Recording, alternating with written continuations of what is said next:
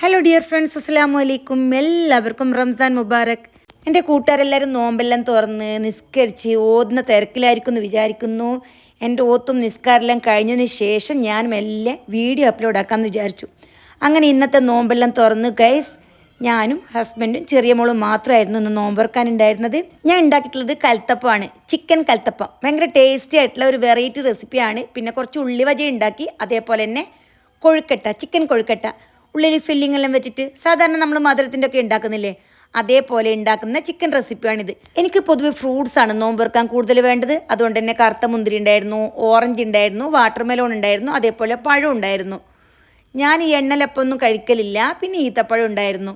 പിന്നെ ബിർണി, നമ്മൾ തരിക്കഞ്ഞി ഉണ്ടാക്കുന്നില്ലേ, അത് കുറച്ച് കട്ടിക്ക് ഉണ്ടാക്കുന്നതാണ് ബിർണി. ഇതിലേക്ക് ചെറിയ പഴം മുറിച്ചിടും.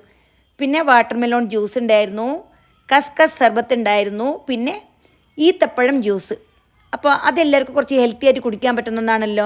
അപ്പോൾ ഇത്രയായിരുന്നു ഗൈസ് ഉണ്ടായിരുന്നത്. പിന്നെ വെള്ളം ഉണ്ടായിരുന്നു. അങ്ങനെ ഞങ്ങൾ സിമ്പിളായിട്ട് നോമ്പെല്ലാം തുറന്നു ഗൈസ്.